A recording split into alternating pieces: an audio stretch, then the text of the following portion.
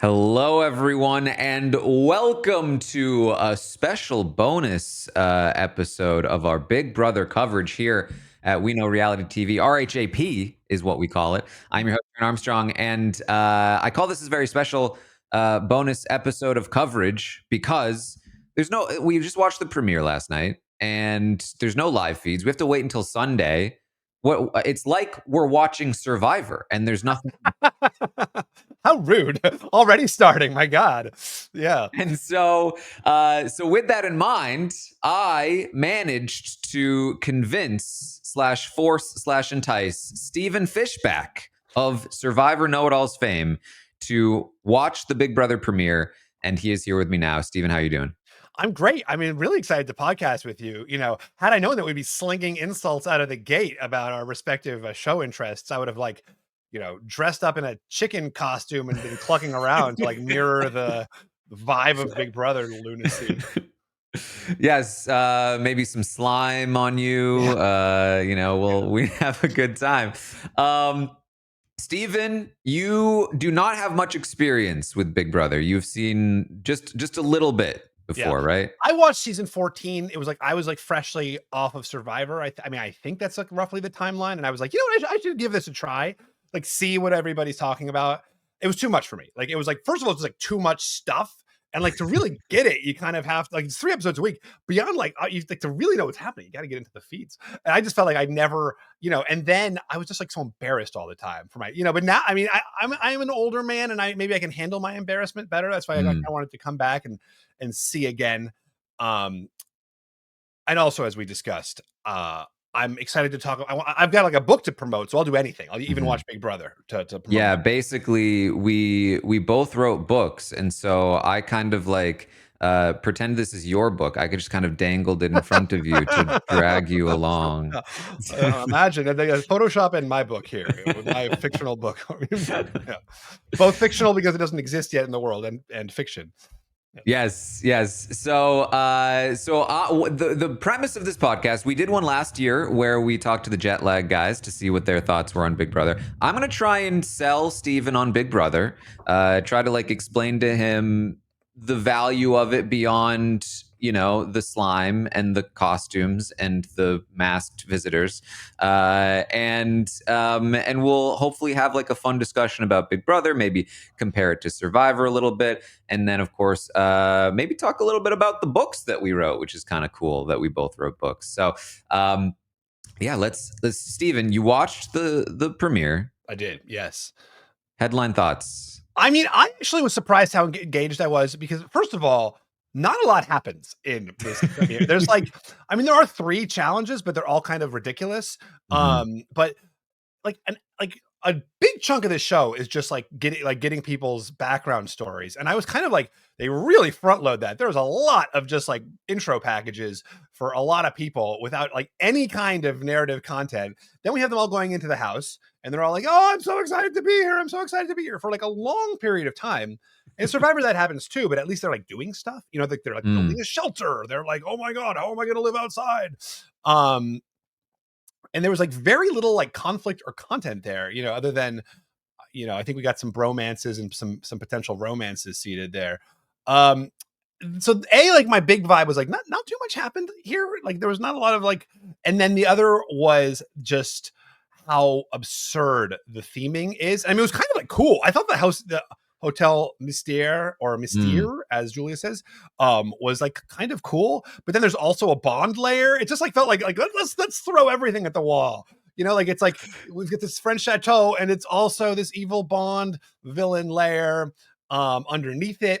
But I kind of, by the end, I have to say, I was a little intrigued. Suddenly you got Rachel Riley coming in, and then there's just this mystery that I didn't even know was going to happen about this. Who's the accomplice? So I just liked that it, by the end, suddenly there's a lot of narrative hooks. And my big question is does that keep going or does it kind of settle into a pace? Is there always some new accomplice to discover? I love a good social deduction game, Taran. We play Blood on the Clock Tower together. I really like that aspect of it. Yeah, I mean, I think it's very interesting that that you said it's at least a little bit cool, because I think that that is not very common for Big Brother, and I actually agree. I think that like a lot of people are excited about the house theme and everything because it is moderately cooler than the normal theming. But yeah, the premiere, very little often happens in the premiere. We usually have like 2 night premieres. So it's like you have the one night, and then the following night you get the next episode where you get a little more meat on the bone.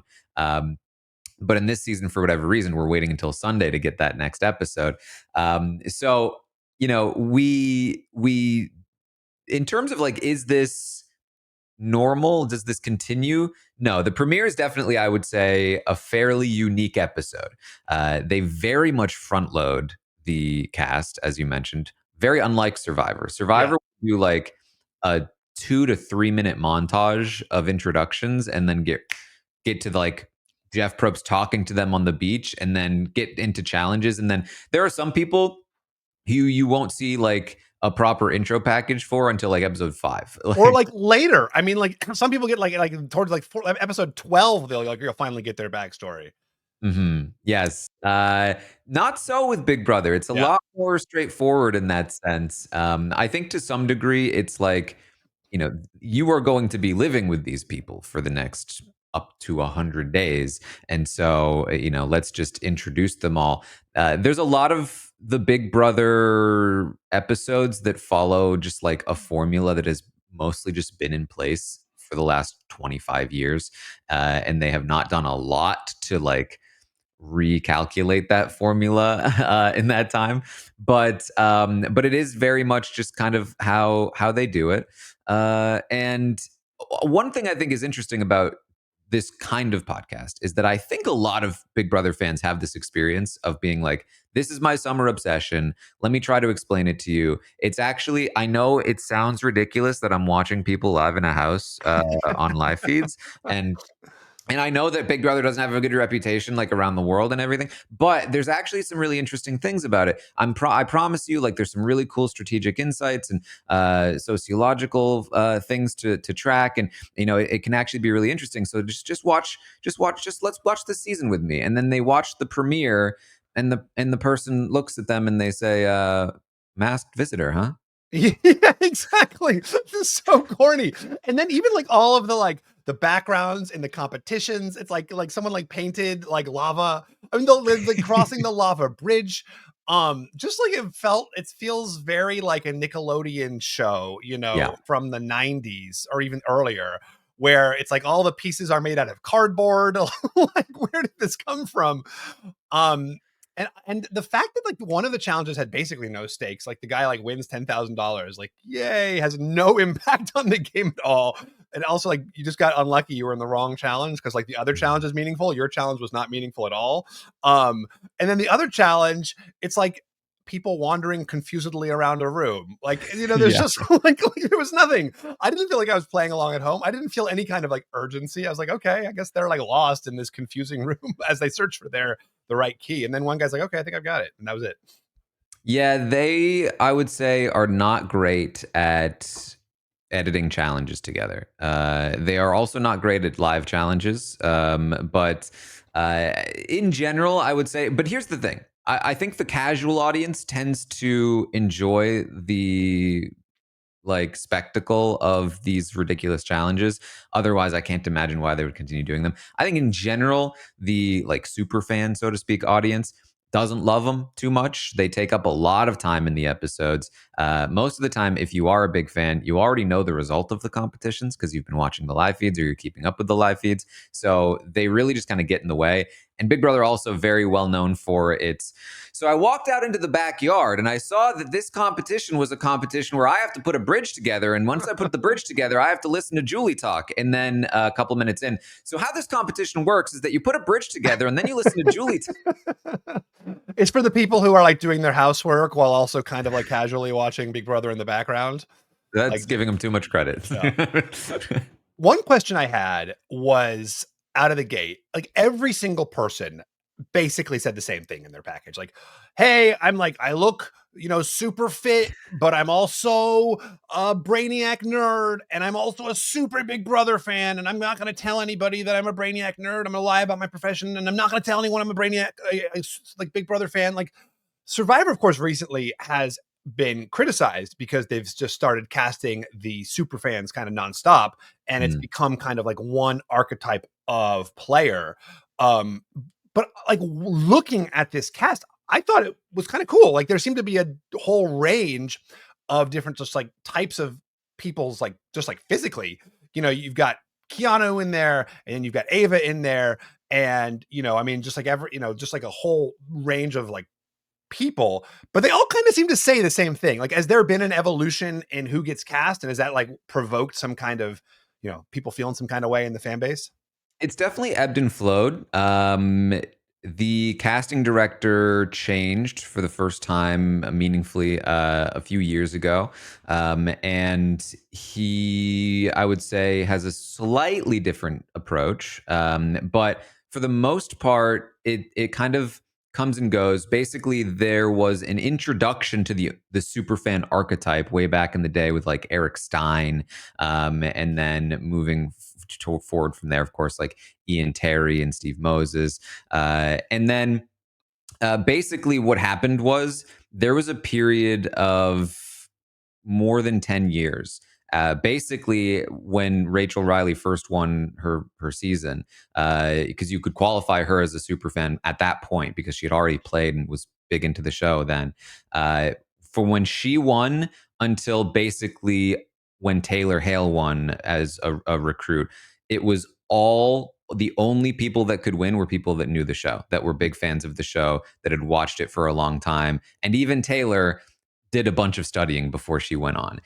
If you don't know the show, you just don't tend to win. Even just last season, we had a player, MJ, who dominated the competitions, which isn't to say that Chelsea didn't either, but MJ was in a position to completely win the game. All she needed to do was not take Chelsea to the end, and she wins. But MJ didn't know the show. Chelsea knew the show. And Chelsea was just able to lie about how the show worked, and MJ That's just the problem. believed Yeah. her. Yeah. And MJ had never seen Cody take Derek to the end, and Derek beats Cody, and in very like woo like, right? And so she just didn't have the knowledge, the experience, the whatever to know she should not be doing that. And so she didn't win. So having knowledge of the game is super important. What I will say is that this cast actually, I would say, is fairly light on the fans. You do have, Keanu, Lauren, Ashley, and a few others, Jimmy. But there are a lot of people that are like, yeah, I'm becoming a fan. Ever since I got this key, I feel like a deep Exactly. kinship for this show. And so that I think is actually a good thing for somebody like Rachel Riley, who is coming on. But that is not to say that people who aren't fans can't play hard, can't be entertaining, can't do well. But there does tend to be a bit of a disparity. So what I think is interesting about this, even though there are fans, very few of them seem to have some of like the basics. If you're a super fan, you'd know. So, for instance, winning the first HOH, a lot of them in this first episode talked about like, oh, don't win the first H. I don't want to win the first HOH. I don't want to put a target on my back. But we have known for a long time, winning the first HOH is actually generally a huge boon to your game. It's massively important. You are the first person in power. Your introduction to everyone is them coming up to you and wanting to work with you, wanting to be your Interesting. friend. Yeah. And so all of these people not wanting to be the first HOH, despite being fans, is kind of a giveaway. Generally, that like they're not really in some of the discussions. You know what I mean? They're kind of probably just watching and coming up with their own conclusions. That's like actually like a really intriguing way as like a total outsider, like of putting it like that. It like establishes this kind of like psychological relationship where you're like a supplicant to this person who just won the HOH. I mean, on Survivor, it is pretty clearly, you don't necessarily want to win challenges early. I mean, the individual challenges early, like basically for the reason that everybody's saying, which is that then suddenly, you are considered a threat to get out of the game, just so that you can't win challenges later. Obviously you always want to win challenges to some degree, but interesting that like that level of power kind of like establishes this hierarchy. I mean, what about though what Vince is saying here, that I'm gonna have two people who are super pissed at me coming back into the game? Like that resonates to me. That just obviously as a beyond casual viewer, that makes sense to me. Is that not true? It is true. And that is the attempt at balancing the head of household power. Because what we've learned over the last 25 years is that being head of household is super, super powerful. It is a sole player who is able to control the entire outcome of the week to a decent degree by choosing who is vulnerable to be evicted that week. And um, and beyond just like the surface level power, it's, as we talked about, it means also that like the way that you interact with that person changes, the opportunities they have to bond and to make deals and to create groups and alliances skyrockets. Yeah. And so um, being in that position is super powerful. So they try to balance it by not allowing you to win twice in a row, unless you're Jag and they just decide that he can win every competition, and also that you have to nominate more than one person. And back in the day, it used to be the very first time they ran this format in season 2, it was the HOH would win, they'd nominate 2 people, and that was it. One of those 2 people would be voted out. Then they introduced the power of veto in season 3, which allowed somebody to be removed from the block. And then you might have to nominate a third person. Now it's like, oh, I've nominated 3 people now, and only one of them is leaving. And then last season, they introduced the AI arena. They're now calling it the BB Blockbuster, which makes the HOH nominate 3 people. There will then also be a veto competition. So one of them could be removed from the block, forcing them to nominate a 4th person. And then the BB Blockbuster, one of them might be able to save themselves and pull themselves off the block, and then that leaves only 2 people left on the block. So you could have theoretically nominated upwards of 4 people that week. So is that going to persist every week, or is that just going to be week 1? That will persist. They called it a permanent change, which Yeah. implies to me that like they're keeping it for multiple seasons. But also, I believe last season they didn't intend for it to run as long as it did. I think it went to like the final 9-ish, and then they stopped it and went to a normal format. There is a way I think they could extend it even further if they wanted, but at some point they'll have to stop it because you don't have enough people to nominate. It's funny that like they are trying to buy, like Big Brother is trying to like work out how to like make physical competitors less strong, like starting out of the gate and then persisting into the show.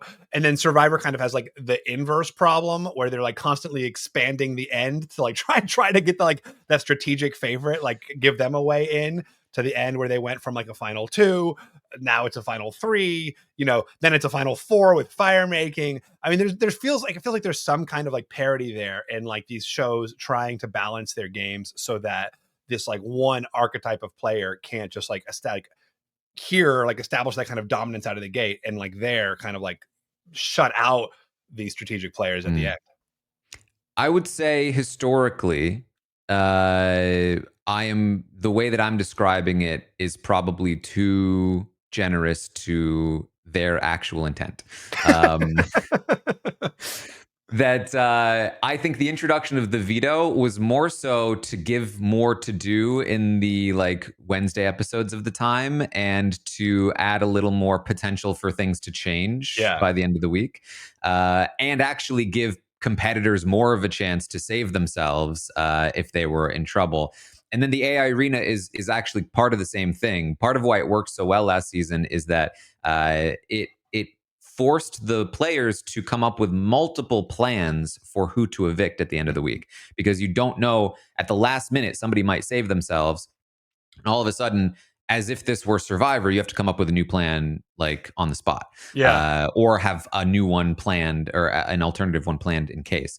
And so that's part of why the issue has in the modern era been that competitions have not been very well balanced. And weirdly, in Survivor, if you're like a really physical player, you can probably win a decent percentage of those immunity challenges, right? Like if you won like half of the immunity challenges, that would be like a pretty good like you'd be like a really good Yeah. immunity challenge player. On Big Brother, if you are like a physical competitor, you're gonna win more than half. Like you're But what does like physical competitor here mean? Because like the challenges I saw today were like do a puzzle and then listen to an audio recording, or like do another puzzle, trying to figure out like piece together where the jewels are, and then the last one is like do a balancing puzzle. I mean, I mean, yes. like listen, Survivor is very like balancing puzzle based, but it did not feel like there was anything physical to these physical competitions. Yes. Now, so there's two things to that. One is that in since last season, since the introduction of the AI arena, and now seemingly coming into this season, it does seem like the challenges are being tweaked a little bit. Like they've potentially heard us a little bit because in season 25, the season Suri was on, and Suri famously has had an issue with Survivor challenges. But the issue is much bigger in Big Brother because of how much power the challenges hold. If one person wins even 75% of immunity challenges, you can still vote them out any of the times they don't Right. win. Right. In Big Brother, if you win 75% of HOHs and or vetoes, then you are immune most of the time. And Wow. also, you get to choose who leaves every time, which means you can continue Right. to eliminate your toughest competitors, only snowballing the effect of you being able to win. And then on top of that, on the off chance that you do lose both HOH and veto one week, all you need is at least one of your allies to win one of those things, and you're probably fine. And so it's way more powerful to be able to win competitions. And in season 25, there was basically one guy that was able to basically win out from like the final 10 on. He just was unevictable, and Suri was unable to do anything about it. Just like had to sit there and wait for her time, essentially. That's frustrating. I mean, like that is frustrating, right? As like a fan and as a strategic player, I mean, and as a strategic viewer, what I mean, is that annoying? Yeah, it was annoying. It was an annoying one. I've been complaining about it for a while. So we're a little hopeful because, as you saw, these challenges were a little better. And when I talk about physical too, part of it is that, like, on the surface, you might say, "Oh, this is not that bad," but a lot of them will be like, "There's a quiz portion or a puzzle portion." And a physical portion, and that's true on Survivor too. But again, it's more impactful on Big Brother, where like, okay, there's a quiz portion, but you need to be running around for 30 minutes, like locking in your pieces. Or it's like, well, the person who does it the fastest, running back and forth, putting the pieces together or answering the questions, is going to win. And when you have a 25-year-old athlete against a 40-year-old mother, like, it's just they're never going to beat the athlete as long as they can get the basic easy questions answered. Yeah, yeah. So that's another thing, is that like the puzzle or quiz portions tend to be really dumbed down and really easy. And so like if you ramp the difficulty up on those things, then it could equalize a little bit, theoretically, but that hasn't historically been the case, at least in the modern era. But we're hopeful with some of the changes But recently. how much of the game is, that sort of like side quest stuff? So obviously, like the core mechanics of the game, I get, right? They're like this reality TV strategy game. There's votes, there's the HOH competitions, there's the veto competitions. Like, and then you've got who is the accomplice, who is the mastermind? Like, how much of the game, like, is that just a lot of like early flavor that then kind of goes by the wayside? Or do you keep on having these little like, but now, like that kind of like random side quest? In the past, not much. Flavor is a good way to describe it. Like, for instance, famously, Big Brother 17 had the BB takeover twist. Let's get ready for a takeover. Where, every week a takeover was going to happen. And Gronk showed up to invite someone to his cruise. And, there were Yeah. people from The Amazing Race that joined the cast. And It was like, oh boy, and then they canceled the twist like 2 weeks in because it was just boring. Yeah. And so, Yeah. um, so yeah, I mean, even something like this, right? This idea, this hunt for the accomplice. It's a little like Blood on the Clock Tower, right? Like somebody has a role, you need to figure out their role. You can vote them out if you figure out their role, something along those lines. But what normally happens, and it might not happen this season, but what normally happens is that it doesn't feel always super well thought out. Where, like, for instance, with this particular twist, what information do they really even have to go on to figure out who this person is so far? Seemingly nothing. Well, I thought Um, Adrian had a good point of like, we don't actually control the lights. We can't figure right. out who turned the lights off because we have no idea how to turn the lights off. We were So, like, all what does that sitting on even? the couch. Like, Yeah, like what does that even mean? Like how? Like maybe there was like a secret button someone had to push somewhere. Like presumably we'll find out later, what that quest was. But it is kind of like mhm. there's no clue for the contestants because they don't know like how the mechanics of the world work. Yeah. And so, from my perspective, the most likely outcome is something along the lines of, well, this person's weird and we don't like them. So it's probably them. Yeah, Let's all vote for that person. And if it's not them, then we'll also just probably nominate that person and try to get them evicted. Like, sounds great. basically, this is what I said on the podcast last night, but like the first boot of the last few seasons, every one of those people are the people that would have been suspected of being the accomplice if that twist were on that season. Right, because they're just a Because little bit on the outside, like a little sort of exactly. yeah. I would be looking at the people who are not talking, right? Like that's just like the typical clock tower. Like who's not speaking up here? They're the imp. But yeah, But so basically, and again, it might not work this way because maybe they will be introduced to some clues, maybe they will take it seriously. But typically, how it works is here's a great example, actually, and a fun little story about Big Brother strategy. In Big Brother 5, there was a twin twist where a pair of twins played the game secretly by swapping out every few days without any of the other players knowing. So Adria was actually Adria and Natalie, and they had to exchange information every time they swapped that seems places. like a huge disadvantage for those two players. It was definitely a disadvantage. Why are you They acting had to weird keep it a secret. today? They had to keep it a secret because if they were found out, then they wouldn't be allowed to have both of them enter the game at any point. They kept it a secret for 5 weeks, and then the twin was able to join the game. At which point, ironically, they crashed and burned. Um, Well, that's funny. That's very funny. Okay, I yeah, think it's a disadvantage but to then have your twin. in season 17, they brought the twist back. They did the same thing. Twins in the house again. Only this time they were fully caught in week like 2. Like it just they were clocked.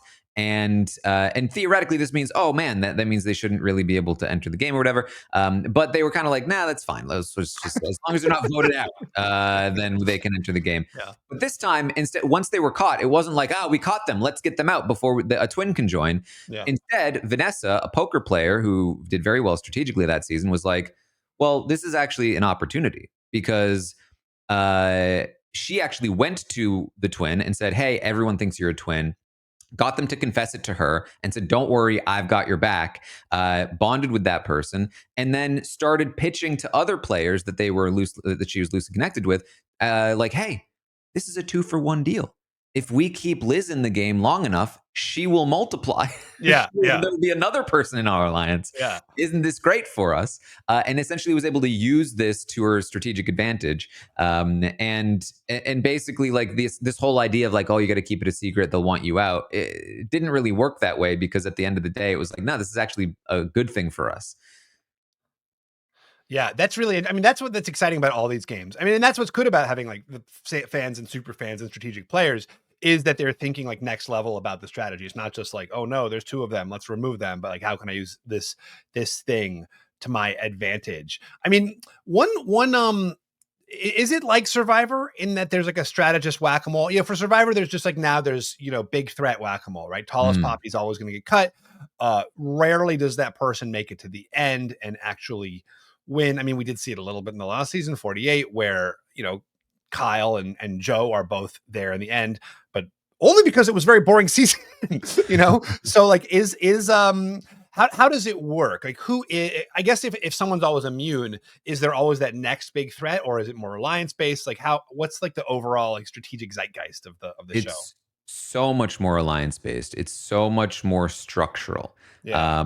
That basically the baseline level of how the strategy tends to work is that there's a big group that forms in the beginning, and that group will either break up or just continue. But either way, if it breaks up, another big group will form in its place generally, and they will stick together to some degree to take out the outsiders. And then maybe there'll be like a big move here or there to break up a big group or to take out a really big threat. But I would say it's much less like individual focused. It is way more like we as a group have decided that we are taking a shot at this other group. And so, they really need to go. Or in like last season, Tucker was winning a bunch of competitions. And so a lot of people were like, we really need to get Tucker out. But by getting Tucker out, it was really like, we're forming a group to get Tucker out. Right. And now we are the new group. And then that group just dominated the rest of the game, essentially, whittled themselves down. And so, yeah, there's definitely not much. It tends to have a lot of momentum. Because again, it's like you're able to really control exactly how it goes. So if you have the HOH, then you can be like, well, these are the two people on the block. And if I'm playing my cards right, I can pretty much guarantee that this person's the one that's going to leave as long as they don't win a comp or whatever. And that's good because now I can plan for next time because I know they're going to be gone. And so next time we're going to be like, okay, we're already setting this person up to be the next target. And people aren't really jumping around between alliances too often. They're more reliant on like the competitions to shift power, like somebody on the outside winning an HOH, and now all of a sudden the majority is screwed. There's nothing they can do. Two of them are going up on the block unless they can convince the dummy to not do that.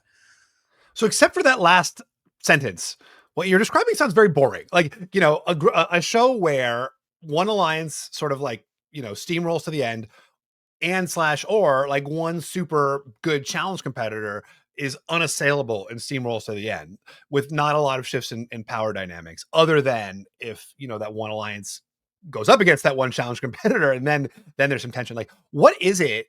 Like, is it like what is it about this show that you love? Like, you are obviously such a strategic minded player who, just amazing at Blood on the Clock Tower, like obviously like sees all of the permutations of this. Like, what is it about the show?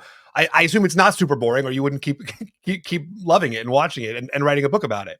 It can be super boring. That definitely exists. However, there are a couple of things that help prevent it from being so sometimes. One of those things in like say a modern season is that that momentum shift doesn't often happen until like the second half. In the first half, it's all about jockeying for power to see who is going to be that group that gains momentum. And so you do often see like groups are forming and then a counter group will form, or there are some like insurgents that will try to destroy the group, and then maybe within the group they're like, actually we don't like this exact consistency, so let's maybe shift it over here. Last season we saw there were some players that were like, we actually don't want this person to leave because we like them, we'd rather have this person leave, and so then they're flipping the house, and then that shifts the groups. And then also alliances can get exposed. Secrecy is a huge part of Big Brother, and so if you get exposed, then that tells everyone else, well, we need to be targeting these people. And so a lot of things can shift. The competitions themselves are also, again, part of this, where if your alliance doesn't win and you get a rogue HOH that just wants to do whatever they want, then this can completely derail your plans. And it can be very telling, like where the votes go. So the first half of seasons are often very exciting and fluid and all over the place. The other part of it, we don't get as much of nowadays, in part because the competitions are too winnable by the same people. But the way that the show really like made a name for itself in, I think, the world of strategy beyond just like the overall, it was one of the first, is that the show, I think, at its heart, in its origins is a show about the outsiders overcoming this deficiency. It's when you look at the winners, the big strategic innovators of the first 7 to 10 seasons of the show. They're all people that were not included in these big groups. They're all people who had to find ways to skirt around the big power that these groups wielded with different strategies and different methods to usurp that power, take it for their own, and maneuver their way to the end in really entertaining and fun strategic ways. And so, a lot of I think Big Brother viewers, they're kind of chasing that high. They're waiting for like, when is the next like Dan Giesling going to show up and really have a good old time playing this game. And so I think strategically, those are the two main reasons why it's still really exciting, especially at the start of a season, to jump into to the game. Well, what about with the feed? I mean, like my perspective is like, can I even watch Big Brother if I'm not watching the live feeds? Like to me, it seems that like it's like reading the book versus watching the movie. You know, if you're watching the movie, Mm. you have a very superficial understanding of what's happening, and you read the book, you're like, oh my god, I know every single one of these little micro interactions that has led to this vote. Like do you feel like people who are only just seeing the episodes, which there are a lot of episodes, are just getting like a really superficial view of the like the human dynamics? Because that has to be part of the appeal too. I mean, you're Mm. getting like a depth of insight into like the interpersonal human dynamics that drive strategy that you can't get in a show that airs 90 minutes a week like Survivor. 100%. I mean, to answer the question, I think that I like to describe Big Brother as a choose your own adventure show. You can kind of like choose whatever path you want to take. Some people only watch the episodes, and that is enough for them. You will get the story. You will miss out on some details. Some things will be not entirely accurate, but you're essentially doing the same thing that you'd be doing watching Survivor. In fact, I would say the edited episodes of Big Brother are likely more accurate to what's actually happening than Survivor is. Right. Because they have to be faithful because they've got a record. Exactly, which doesn't make them 100% faithful by any means, but I would say they are probably one of the more faithful adaptations edit-wise. So you can just watch the episodes if you want. Some people don't watch the episodes at all. They only watch the feeds because they're like, I see the. But that's actually fairly unique, I would say. Some people don't watch the feeds, but they loosely keep track of them via Twitter. Like big events will pop up on their feed. They'll be scrolling through the day and just be kind of like passively updated on the general things happening. Some people follow the live feed updates every morning, and that's just they only listen to live feed updates. That's how they consume the entire season. Some people only listen to the podcasts, the recaps, or the roundtables. Like it's really like up to you. And the thing about it too is that once you get that sort of base, like if I try to do that with Survivor and like never watch the episodes and only consume the podcasts, I'd have a pretty hard time because by the time I finally got used to like who's who and what's happening, like the season would be over. You know, Exactly. Yeah, yeah. but on Big Brother, if you're like even passively sort of consuming the season, by week 2 you're gonna pretty much know everyone and their general strategic position in the house, and you can continue to like consume it from there. And if you dive in a bit, you watch the premiere, you watch some of the live feed updates, then you're really going to have like a solid foundation to move from there. And so I don't think you have to be on top of it. You don't have to dive super deep into the rabbit hole, but it's there for you if you want it to be. And if it's boring, you can just kind of like ignore it. And if it gets interesting, you can look into it a little more. And one of the really interesting things about Big Brother for me, because of the live feeds, is that it lives with you. It's there with you all the time. It's like at any time, if the feeds were on right now, I could check my phone and be like, "Oh boy, Zay just got in trouble. Oh man," or like check in on like how's Rachel doing? Is anyone trash talking her yet? And it's just always there. And at any moment, something could be happening, and that That's cool. That can is be very, I mean, very yeah. fun. Yeah, that is cool. I mean, that was sort of what I felt like I could never keep up with it as a result. Like when I did watch the season, but like, I, and just like being a completionist, like it was like, oh no, I'm Mm, missing out on some crucial dynamic that's gonna, I'll never know what's going on now. But that is really cool. I love the idea that you can always just sort of like casually. I mean, it beats checking in on Twitter, just like mindlessly exactly. scrolling. At this point, like now that my baseline interaction with like the digital world is just mindless scrolling, like purposeful looking seems more interesting than that. Who do you like? Like who's popping? I'm sure you like, your listeners already know this, but who is exciting for you? Like I'm just trying to get a sense of like what's, what are the like the exciting characters for an expert on the show? It's tough. I would say, and this is kind of interesting. I think on Survivor, you see the preseason stuff, and I think you get a general sense of who you might like, and then you watch the premiere, and I think you kind of like really get a good sense of who most of the people are and who the favorites might be. Especially because obviously, huge difference. Survivor is edited after the Yeah, fact, and they so know who they're wins. Yeah, already telling stories. Whereas on Big Brother, you can watch the premiere and be like, "Oh, I really liked Ashley." And then the feeds come on, and 2 days later, you're like, okay, so Ashley's my least favorite. But I do like Ashley. I really like Ashley so far. I liked that she was willing to compete in the HOH. I thought that it was very silly to not even try to compete at all. Even if you didn't want it, I felt like just being there and then losing is a better look for you if you don't want to be seen as a competitor. And then on top of that, you can be making deals with the other players like, hey, we're all agreeing we're not targeting each other, right? right. Like, and so the people that were just like completely hands up, I was like, what are we doing here? But I also tend to like fans of the show, at least out of the gate, a bit more. I think they are more likely to be better players, more likely to not frustrate me with decisions that they make. Not always, but sometimes they frustrate me even more because they should know better.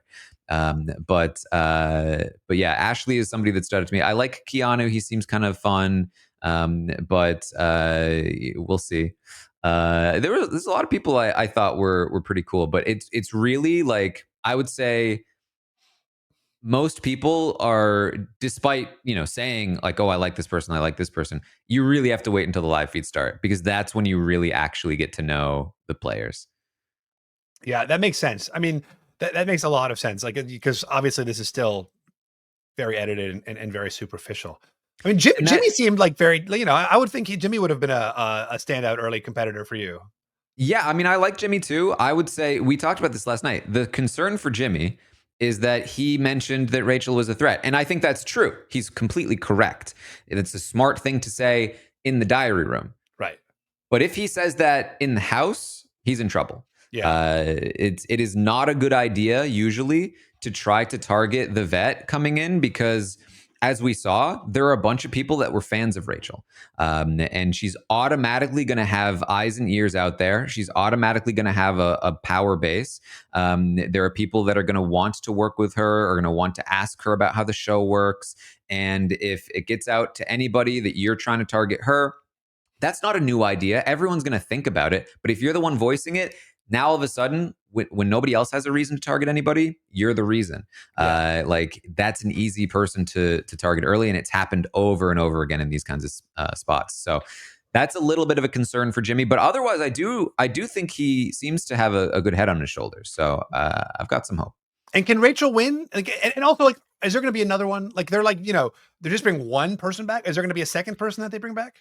This is actually only the third time Big Brother has done just one person, Yeah. and both other times that person essentially led a cult in the house. So, Right. Which makes sense. I mean, they like know the game. So mhm. they're familiar with just, I mean, just going back on reality TV, you just know so much more, just like how to play, how to be, how to like, what to expect, the unexpected.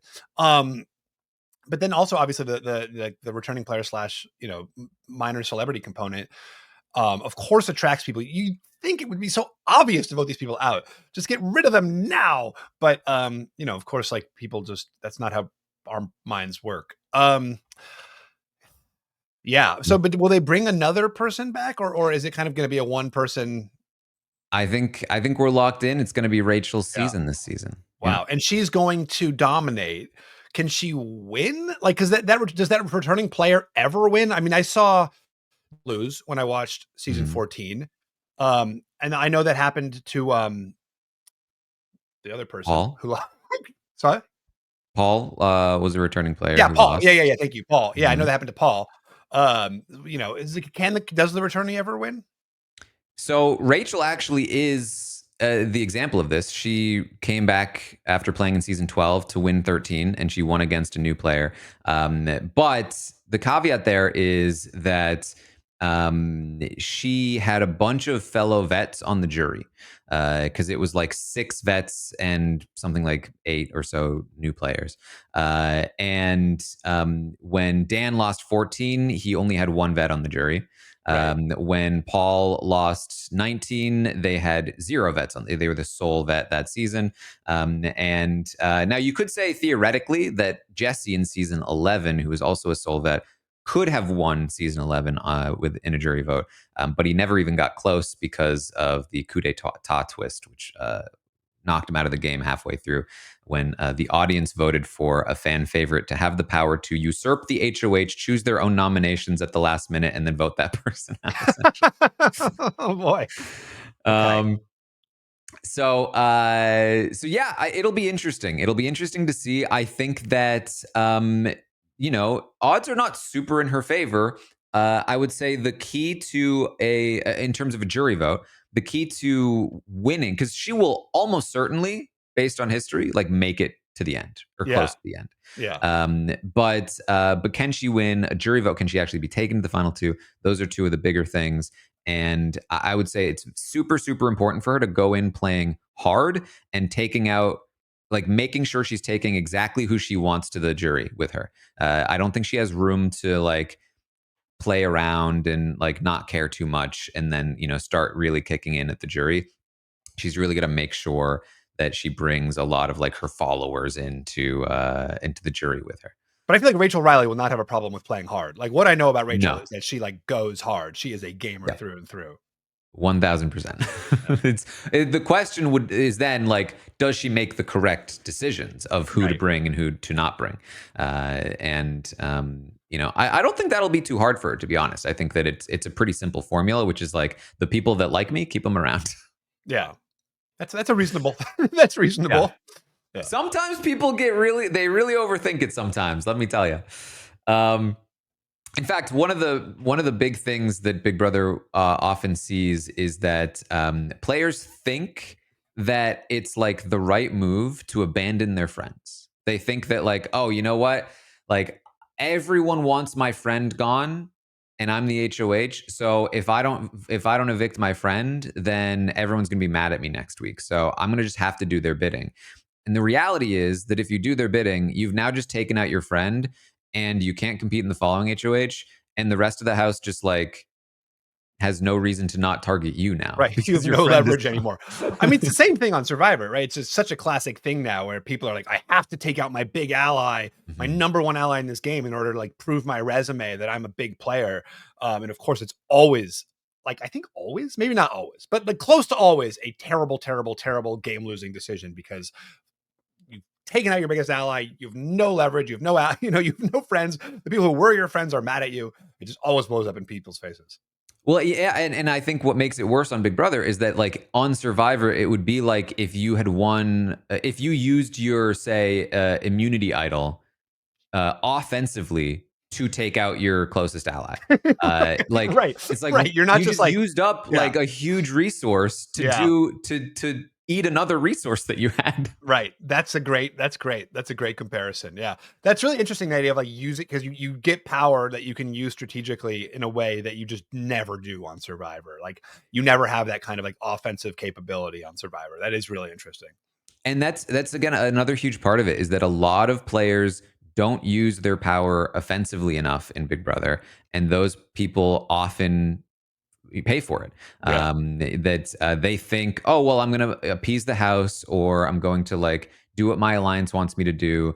Instead of like having HOH is super powerful, and you don't have that opportunity super often unless you're really lucky and you can win a bunch of comps. And if you waste that opportunity by doing somebody else's bidding, then that was your one chance. And I think people overestimate the blowback they get. Again, this idea of like it will leave a few people mad at me. HOHs have solved that problem ages ago. You can nominate somebody, and then by the end of the week, have made a deal with them. You've been working hard to make sure the votes are there for them to be safe. But sometimes you nominate people, and by the end of the week, they're one of your closest allies because you are their like most stalwart supporter because they know you want the other person gone. Right. And because the game takes so long, it's a week. So you nominate them on Friday, and the eviction is on Thursday. So you did them wrong almost a full week ago by the time they stick around. And in that time, you've been supporting them the whole time. So their most recent memory of you is like they've really been looking out. They're still going to remember it most of the time, but like it's actually not as bad as it seems most of the time. It is interesting how much time plays an element in all of these games because you're right; those betrayals sting in the moment, and then you can sort of do damage control for them mostly. I mean, a lot of people have complained about how Survivor has this now abbreviated time frame. It's like a third the length of Big Brother now, but that creates this like little boiling cauldron where like these like spontaneous decision is followed by spontaneous decision. It is appealing, this idea of something where there's like just like a lot of time to work strategy. I can see that being like interesting to watch and interesting to play. The idea of playing Big Brother sounds like a nightmare. Like just like being in a house for how long is it? 70x days, 75 days, 90 days? It's been as long as 100. I remember there was like at one point it was 100 days. That's insane. And one of those little bunk beds for 100 days with like in a room full of people you hate sounds so terrible. Mm-hmm. Yeah, I mean, I'm sure similar things happen with Survivor, and Survivor contestants also have to deal with like the physical element of being on the island. But like, certainly, there are a lot of people that come out of the house like with symptoms of PTSD, like just like have a really hard time adjusting back to regular life, and it's like hard to trust people again. It's hard to like not look at the world like it's a game because you just spent a third of a year in this specific environment. Cut off from the outside world. Nobody understands your experience except for the other people that you did it with. And everybody online is telling you, you can't trust that person. You know what they said about you on day 47? Yeah, right.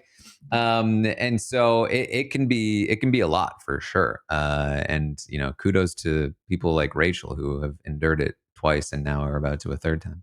Yeah. I mean, the element of there just being cameras like and recorders there nonstop, no matter what you're doing, that has to be wearing too. Like, are people like losing it by the end? I mean, like just like mentally. So this is what's interesting because the live feeds and by the way, a lot of the stuff that I'm talking about stuff in the book, and I talk about this in the book a lot. That like the live feeds, they also give. And so there are players who feel like, hey, I went onto the show, and the fact that I'm being filmed and broadcast 24/7 was like a safety blanket because I know how these shows work. And I know what they can do to me in an edit. I know Yeah. the kinds of things that can be withheld. And so the fact that everything's being broadcast made me feel like, you know what? The truth is out there at least. Like there is a That's factual interesting. record. That is really interesting because you are very aware of like how like on Survivor, you are very aware of how am I being edited, like or like you're scared of it. I mean, Mhm. in my book, actually, like one of my main character's big fears is like, oh my gosh, like I have to keep living up to this ideal because I can't let my narrative, my editorial Mhm. arc kind of like devolve to its worst version of itself. So I have to keep kind of having high moments, keep like, because I don't want my overall arc to be like lame and bad. And I'm like, you can hear the dumb music in the edit. Um, that's really, really interesting that you kind of have this like freedom from that. Yeah, and so obviously, again, it can be a double edged sword, and there are certainly many people that would say I didn't like it, especially if you're somebody who's maybe prone to saying some wrong words here or there. You're definitely not going to like it. Yeah. But there are other reasons too. Like, yeah, it can be a little oppressive. There can be, like screenshots of you in angles that you don't like and all kinds of stuff. But for the most part, I think that, especially again, given sort of the nature of these shows, I really think that it's not only the thing that really makes the show stand out still after 25 years, but it does also, I think, act as a layer of protection against. Or for many of the contestants who aren't saying slurs, at least,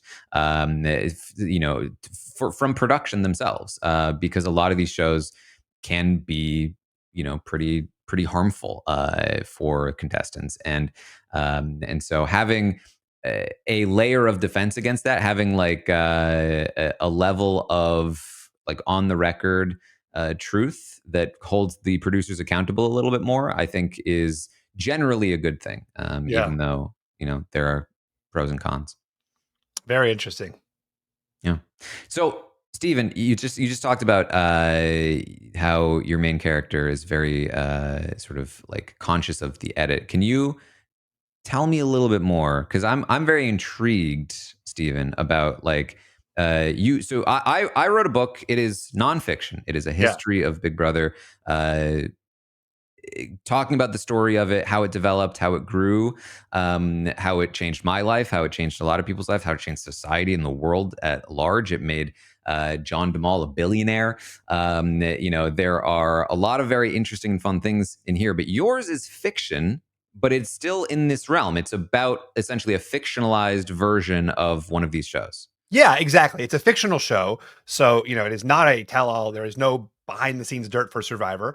But, what I have tried to capture is like what it, like I was saying, like what it feels like to be on reality TV, and then my main character, I have two main characters. One is this contestant who won his first season of a jungle based reality show, and now is kind of going on a new show, and he's got this sort of desperate need to live up to the person he once was. He's both kind of looking for, I mean, the book is called Escape, and the title of the fictional show is Escape, but this Mm. guy is kind of looking for an escape from his normal life, Mm-hmm. to kind of like into this sort of fantasy world of being a TV character, for all intents and purposes. Yeah. But because it's also real life, he's just kind of like constantly struggling to live up to what he thinks he should be, and what his ideal should be, all the while with this like very, present realization that it is a show. He could be edited to be anything, and he kind of has to keep on having these like hero moments, and to like stay, as what he imagines the hero is, and so he's constantly faced with these like moral decisions where it's like, this is better for my game, but I know I'll like look better to the audience at home, and if I do this other thing, and so like I tried to like capture, that feeling of being on a show where you're constantly just like 1,000 little things are running through your mind. There's like the strategic things. There's the like, how am I going to be perceived things? There's like, what am I feeling things? And obviously, of course, he's with other contestants, and relationships start to develop. Love blooms. There's so all of that is pressing in on him. And meanwhile, my other main character is a producer who herself, is trying to think about what is the story I'm telling here. Because one thing I've known, knowing these producers, is they're all expert storytellers. They're writers. They are crafting that in their way. Also while recognizing like, hey, these are real people. I have to like allow their humanity to like be itself. But I also am kind of like trying to like create a story that makes sense here. And I think like that conflict between those two forces is really interesting. But yeah, I mean, and then of course I said it in the jungle, and this like part, it's got thriller components, so you can sort of like see everything kind of like spiraling into insanity. Mm. But yeah, I mean, it was a grueling process to write, but I'm like pretty happy with the result. Like, how do you feel? Like love this show so much, you have devoted so much of your life to it, like, and now here you're trying to like encapsulate it all. Like, how do you feel? Like, how did you feel about the process, and how do you feel, about the result? It was super interesting. I talked about this when I announced it, and I'm sure it's similar for you. But like, I always wanted to be a writer. I always really loved the idea of it, and I loved the process of it. I had written a few things when I was a kid that I was really proud of. And then, I got into podcasting, and, I was like, oh, this is what I'm doing, I guess. And, and so, the opportunity came up, and I really, and I would love to write fiction too. Hopefully if this book does well enough, I can write all kinds of things. But, um, the first thing that came to me, it was, of course, like Big Brother. Like, I just knew that I had a book about this show in me. And it is very much like, I've grown up watching this show. It's been with me since I was 8 years old. And it is grown with me. It has changed me. I feel like to some degree, been part of changing it, along with every other member of the audience, because I think it is something that changes with the audience and reflects the audience and society as a whole. I've learned so much from watching it, just watching people on the feeds, watching the ways that people wield power in the house, watching the ways that things shift in the game, and the ways that small changes from above, like the competitions, can completely alter the way that not only the game plays out, but how people are viewed in the game and how they're treated in the game, and the ways in which you can expand that to society, and the how small changes in rules change what the norm is, and then the norm dictates how we feel about people sometimes, and that all exists in this distilled version on this show, and like I talked about, like it is so much more visible on here for Big Brother because of the live feeds, because everything is so much more transparent. You get to see these things without kind of like the shine of storytelling on it that other shows have in their edits, and so it's just fascinating. I was able to do a bunch of research to look up, some of the ways that the show was started. This also, I would say, not really like a tell-all by any means. This is no like, there's not like gossip about like, oh, can you believe the producers did this? It is much more so, I think, my version of telling this show's story, and trying to make it as compelling as possible, analyzing it in the way that I can, and hopefully making something that is really enjoyable to read, and really hopefully meaningful to some degree to read. So yeah, it's been fun. I really enjoyed the process, and I'm super nervous and also excited for people to read it.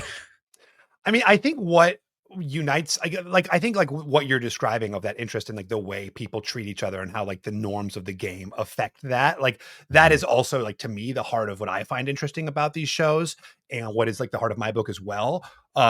Which is, just like you're on this ridiculous kind of like cultural product, this reality show. Mhm. Um, and that like most of the world thinks is like this like silly thing, but it's real people out there. They're like treating each other in real ways that affect their real lives.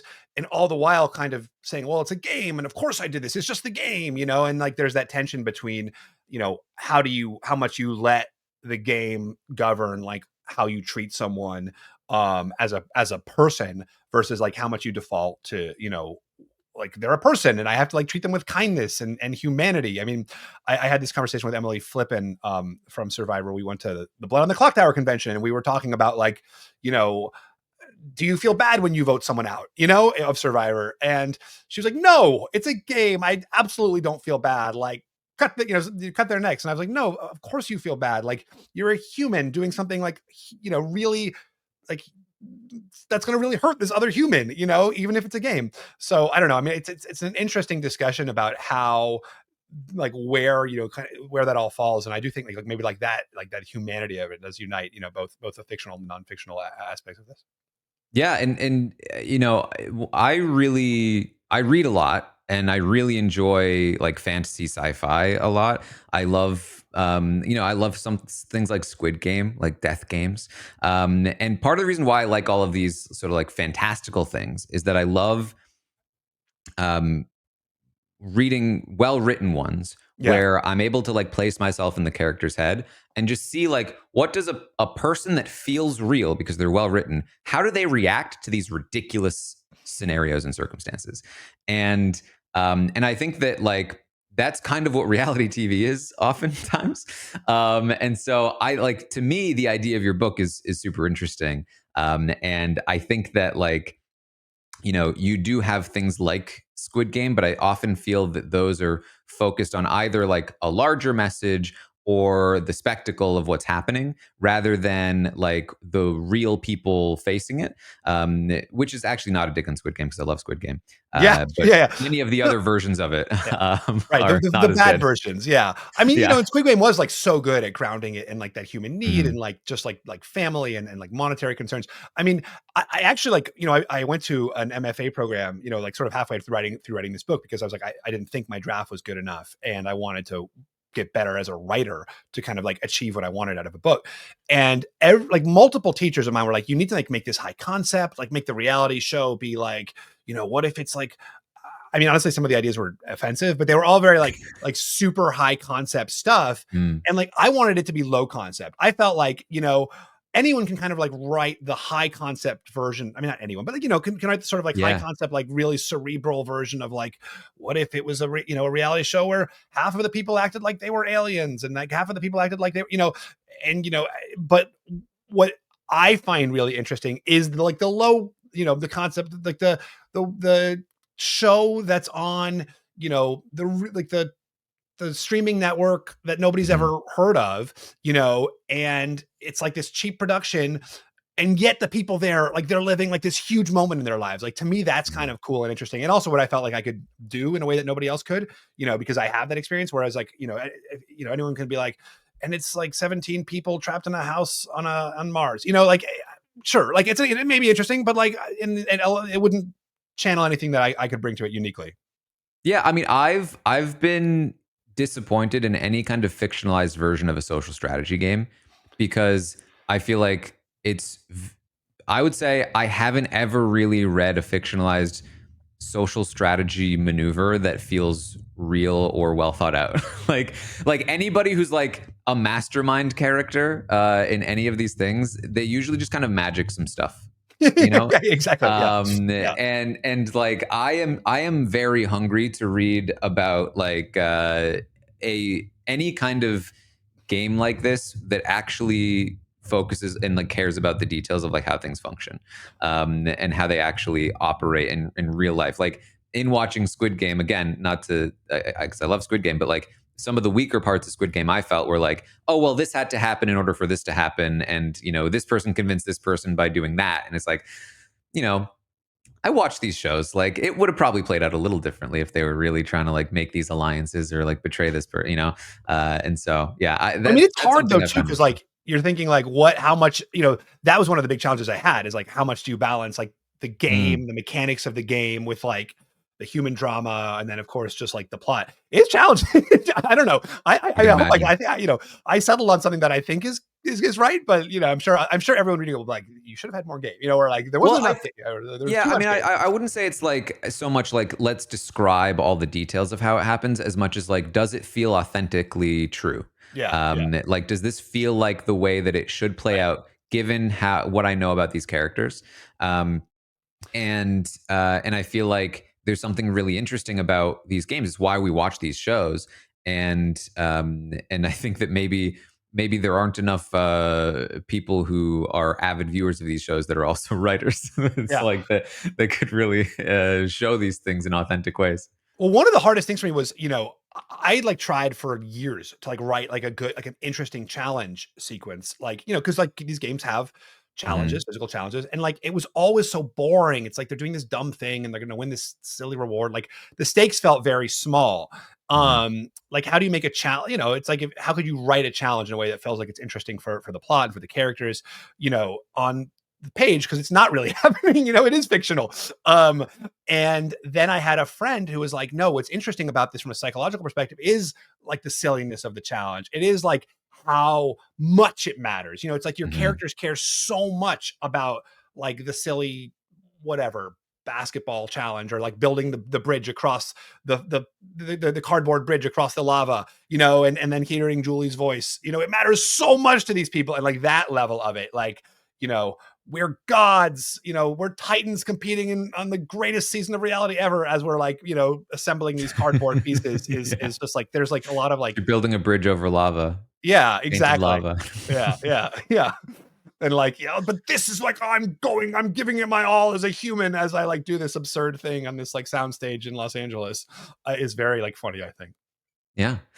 Well, Stephen, I'm very excited to read your book. Well, ditto. I mean, you've really like, over the course of this hour, have really like sold me on Big Brother. I'm like very excited to learn more about it, just like structurally, and like the evolution of the game and the strategy. So I'm hyped, Taran. Thank you. Yeah, I mean, and the thing too, I did write the book to be completely approachable for anybody who knows nothing about the show, and hopefully in a way that is still like, it's not going to feel repetitive or like annoying if you know the show. I think that it's going to be hopefully like even more rewarding potentially, but it's definitely like, I make sure everything I'm talking about is like explained in a way that you can hopefully follow it. That was my goal. I have had people read it who don't know the show, and they've really enjoyed it. So That's cool. That must have been challenging to make it both approachable for like the average reader and for the super fan who knows everything about the show. I think I will know how truly challenging it was depending on if it actually worked. Because I found it to be, because here's the thing. I felt like I'm writing this from the perspective of somebody who knows all of these things. And so I'm telling the story in a way that's compelling to me. Right. And therefore, hopefully compelling to anybody who also knows these things. Like, I'm writing this and I'm like, I'm getting goosebumps talking about Kaser saying, you sealed your partner's fate. And so from my perspective, it's working. And then at the same time, making sure to include all of the bits. Because like, it's a little bit like, when people watch my live feed updates, many times they do know what happened. They just want to see it put together in a compelling narrative. Totally. And so that's kind of the idea. It's like, you've seen this before, but have you experienced it in the way that I'm telling it? Where like, there's almost sometimes a bit of fun in like, ooh, I know what's coming.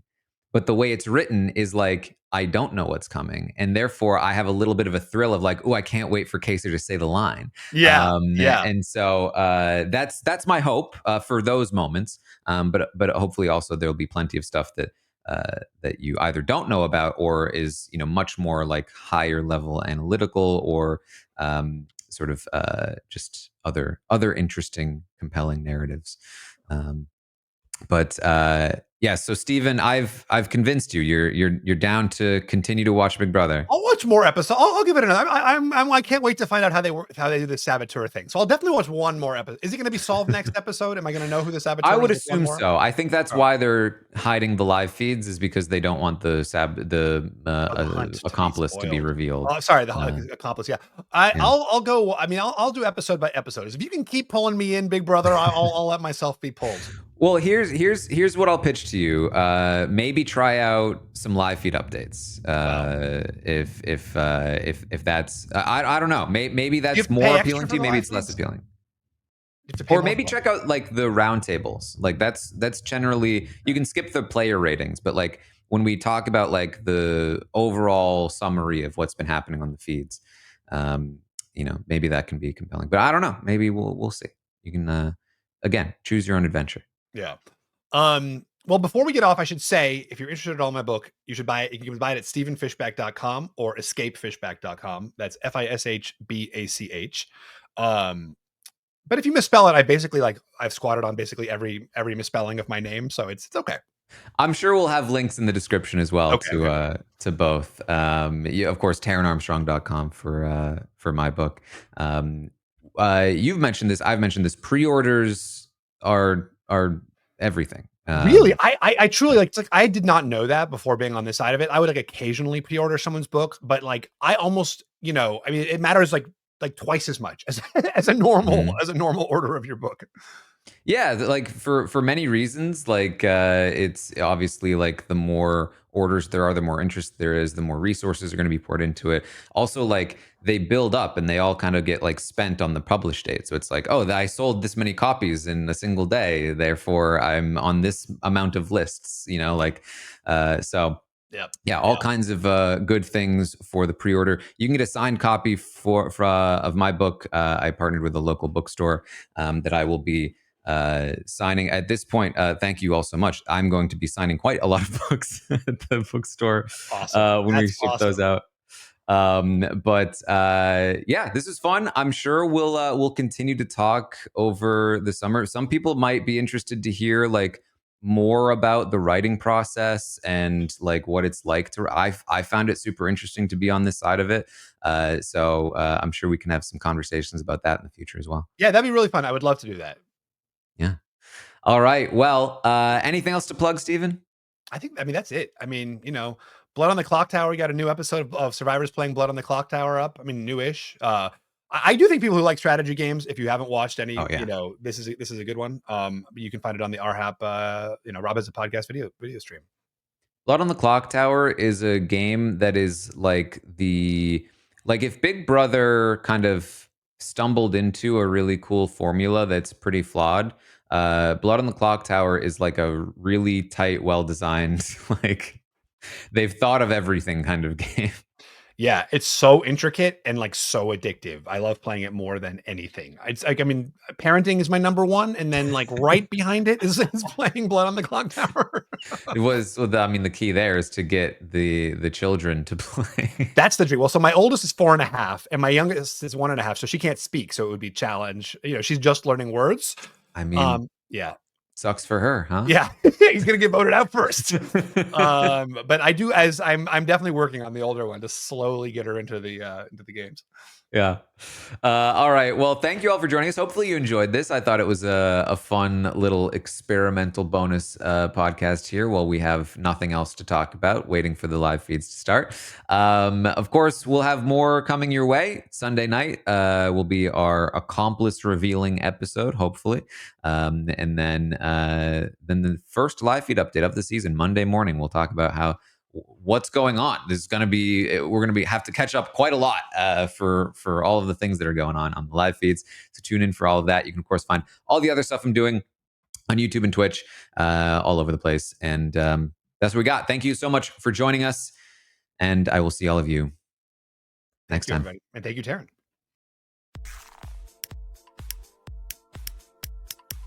This is RHAP. We know reality TV.